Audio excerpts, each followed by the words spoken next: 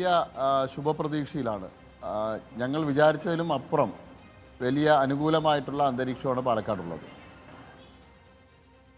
C കൃഷ്ണകുമാറിനെ സംബന്ധിച്ചിടത്തോളം നമ്മളെപ്പോഴും തിരുവനന്തപുരം, തൃശ്ശൂർ, ആറ്റിങ്ങൽ എന്നൊക്കെയാണ് പറയാറുള്ളതെങ്കിലും പല നിരീക്ഷകരും പറയുന്നത് പാലക്കാട് സി കൃഷ്ണകുമാറിൻ്റെ പ്രകടനം ഒരുപക്ഷെ മറ്റാരെക്കാളും മെച്ചപ്പെട്ടതാണ്. ഇപ്പോൾ ഒരു താരതമ്യത്തിലേക്ക് ഞാൻ പോവുകയല്ല.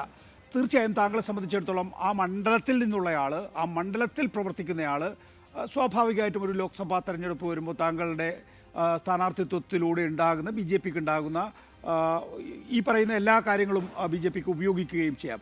ശ്രീ കൃഷ്ണകുമാർ ജയിക്കാനാണോ അതോ കൂടുതൽ വോട്ട് നേടാനാണോ താങ്കൾ മത്സരിക്കുന്നത്?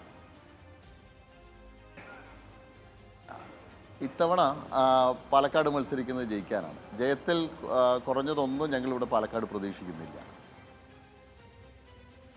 പക്ഷേ അതിനുള്ള സാധ്യത പാലക്കാട് മണ്ഡലത്തിലുണ്ടോ? ഇപ്പോൾ പാലക്കാട് നിയമസഭാ മണ്ഡലത്തിലുണ്ട്, അത് താങ്കൾ തെളിയിച്ചിട്ടുള്ളതാണ്. പിന്നീട് മറ്റ് സ്ഥാനാർത്ഥികളിലൂടെയും അത് തെളിയിക്കപ്പെട്ടിട്ടുള്ളതാണ്.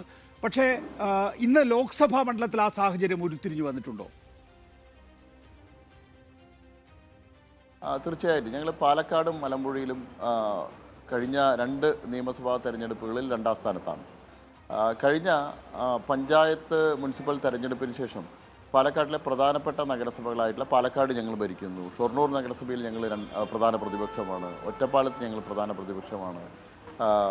അകത്തേത്തറ, മലമ്പുഴ, അങ്ങനെ നിരവധി അട്ടപ്പാടിയിലെ പഞ്ചായത്തുകൾ, ഇവിടെയെല്ലാം പ്രധാന പ്രതിപക്ഷം ഭാരതീയ ജനതാ പാർട്ടിയാണ്. പ്രധാനപ്പെട്ട നിരവധി പഞ്ചായത്തുകളിൽ പ്രധാന പ്രതിപക്ഷം ഭാരതീയ ജനതാ പാർട്ടിയാണ്.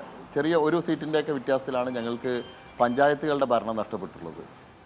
കഴിഞ്ഞ നിയമസഭാ തെരഞ്ഞെടുപ്പിലും ഞങ്ങൾക്ക് ഷൊർണൂരും അതുപോലെ തന്നെ കോങ്ങാടുമെല്ലാം നല്ല മുന്നേറ്റം ഉണ്ടാക്കാൻ പറ്റിയ മണ്ഡലം. 5 മണ്ഡലങ്ങളിൽ ഞങ്ങൾക്ക് ശക്തമായിട്ടുള്ള വേരോട്ടമുള്ള സംഘടനാ സംവിധാനമുള്ള മണ്ഡലങ്ങളാണ്.